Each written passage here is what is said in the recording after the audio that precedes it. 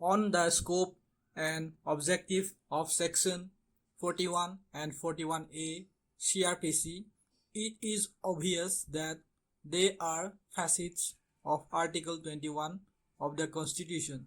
We need not elaborate any further in light of the judgment of this court in Arnesh Kumar versus State of Bihar within bracket 2014 8 SCC 273, wherein in para 7.1 has been held thus. Para 7.1. From a plain reading of the aforesaid provisions, it is evident that a person accused of an offence punishable with imprisonment for a term which may be less than 7 years or which may extend to 7 years with or without fine, cannot be arrested by the police officer only on his satisfaction that such person had committed the offence punishable as aforesaid. A police officer before arrest in such cases has to be further satisfied that such arrest is necessary to prevent such person from committing any further offence or for proper investigation of the case, or to prevent the accused from causing the evidence of the offence to disappear or tampering with such evidence in any manner, or to prevent such person from making any instrument, threat or promise to a witness so as to dissuade him from disclosing such facts to the court or the police officer, or unless such accused person is arrested, his presence in the court whenever required cannot be ensured. These are the conclusions which one may reach based on facts. Para 7.2. The law mandates the police officer to state the facts and record the reasons in writing which lead him to come to a conclusion covered by any of the provisions aforesaid. While making such arrest, the law further requires the police officers that record the reasons in writing for not making the arrest. Para 7.3.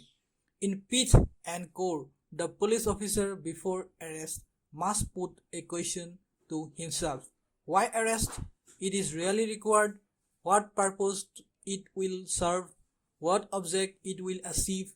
It is only after these questions are addressed and one or the other conditions as enumerated above is satisfied, the power of arrest needs to be exercised before arrest.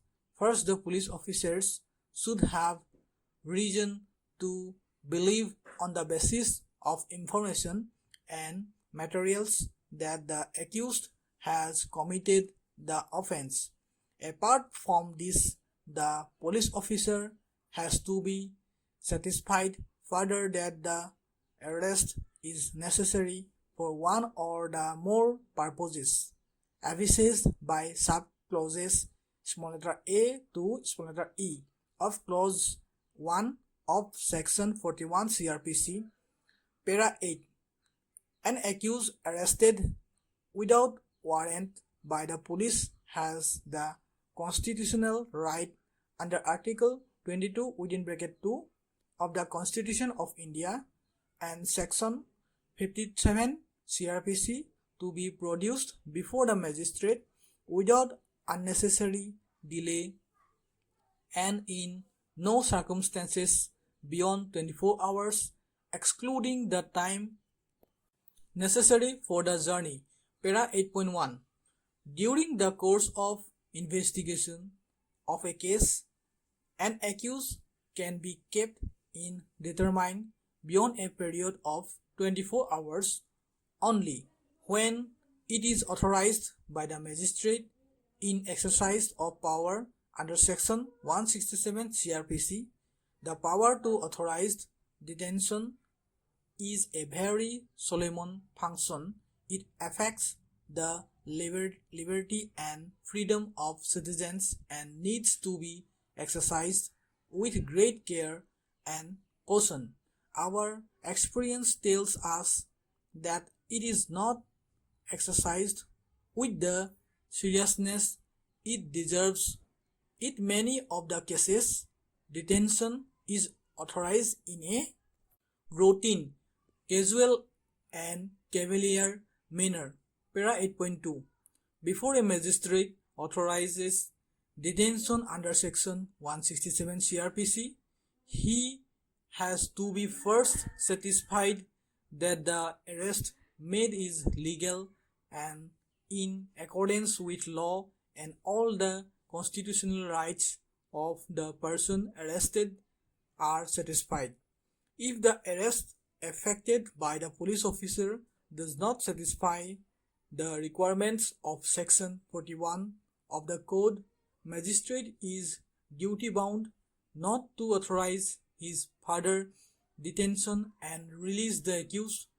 In other words, when an accused is produced before the magistrate, the police officer effecting the arrest is required to furnish to the magistrate the facts, reasons, and its conclusions for arrest, and the magistrate in turn to be satisfied that the condition precedent for arrest under section 41 CRPC has been satisfied, and it is only thereafter that he will authorize the detention of an accused. Stop.